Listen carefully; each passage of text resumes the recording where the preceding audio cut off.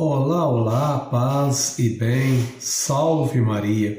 Dando continuidade à nossa última parte, quarta e última parte do nosso diálogo, da nossa conversa, nossa explicação um pouquinho a respeito da Santa Missa, nós vamos agora falar sobre os ritos finais. Então, nós tivemos uma introdução, tivemos os ritos iniciais, depois falamos sobre a liturgia da palavra, a liturgia eucarística, liturgia eucarística, o rito da comunhão e agora os ritos finais, que são os ritos de encerramento da celebração litúrgica da Santa Missa. Então, após a oração depois da comunhão, que está lá desta forma, oremos. O padre faz um momento de silêncio, a Assembleia fica em silêncio, interiorizando.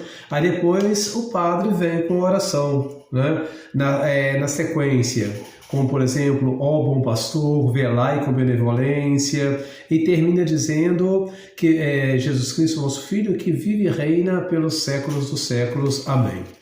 Bom, depois disso, inicia-se propriamente dito, porque até essa parte dessa oração pós-comunhão ainda é o rito eucarístico, aí inicia-se os ritos finais, com os breves avisos da comunidade, isto quando tem algum aviso, e depois vem como sequência a bênção final, onde o sacerdote ele fala, o Senhor esteja convosco, e nós respondemos que Ele quem? Deus, o Senhor, está no meio de nós.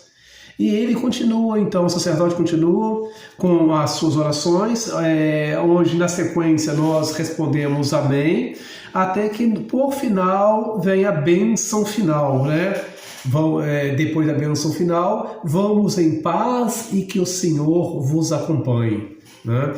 E assim nós falamos, graças a Deus. Sequenciado pelo canto final, que é o canto de encerramento. Infelizmente, após o canto final, muitas vezes o sacerdote ele ainda nem deixou o presbitério. E o povo já está saindo. Errado! A missa, ela termina a celebração de fato, durante o canto final, após o sacerdote deixar o presbitério em procissão, junto com a coroinha, com os ministros, e ir então para a sacristia, onde ele irá se trocar. No momento em que o sacerdote sai, que ele caminha para a sacristia, que ele sai, é este o momento em que a comunidade, então, deve se retirar do templo, deve se retirar da igreja, não antes do sacerdote. A missa ela vai se encerrar finalmente com a saída do sacerdote. E nós, então, não podemos, repito, não podemos estar saindo antes do sacerdote. Na celebração da missa, para iniciar, nós estamos na igreja e nós acolhemos os ministros e o sacerdote e todos aqueles que vêm em procissão para iniciar a celebração da missa. No final da missa, o sacerdote se retira para depois nós nos retirarmos. Lembrando que devemos então aguardar a saída do sacerdote e equipe litúrgica em procissão. Não existe, agora fazendo ainda lá na introdução, eu disse a respeito da quantidade de missas. Então, só para encerrarmos, fazemos um pequeno resumo. Não existe 2, 3, 4, 5 missas, mas sim 2, 3, 4, 5 celebrações da missa. A missa ela é sacrifício único. E o que ainda nos faz nos mantermos de pé, esse mundo ainda estar de pé, é que não existe um segundo sequer nas 24 horas do dia, dos 7 dias da semana, dos 30 a 31 dias do mês, dos 365 dias do ano, não existe sequer um segundo em que a missa não esteja sendo celebrada em alguma parte do mundo. Muitas vezes a missa solitária é só o sacerdote sem a comunidade, outras vezes isso porque o sacerdote ele tem o dever, é seu dever, diariamente celebrar a Santa Missa. Por outro lado, temos também as missas nas diversas partes do mundo. E nesse exato momento que eu estou falando com você, há um sacerdote e há uma comunidade em algum lugar iniciando a celebração da Santa Missa, em outros lugares encerrando a celebração da Santa Missa. Então, o que nos mantém de pé e o que mantém a igreja de pé é que dos 365 dias do ano, a cada segundo, em alguma parte deste imenso mundo, alguém está celebrando a Santa Missa. Não estamos tendo 1000 missas no mundo, estamos tendo, por exemplo, a missa sendo celebrada 1000 vezes. Mas então por que muitas vezes nós ouvimos o sacerdote dizer que celebrou três missas neste domingo, ou que vai precisar celebrar 3 missas nesse domingo? É porque talvez fica mais fácil para você entender, é porque caiu, né, no bem comum, no dia a dia, esse tipo de contagem. Mas na verdade, o que o sacerdote quer dizer para você, abençoado? Ele quer dizer para você que nesse domingo ele celebrou 3 vezes a missa, ou tal domingo ele irá celebrar 3, 4 vezes a missa, porque a missa é sacrifício único. Então, outro ponto, missa de cura e libertação. Não existe missa de cura e libertação.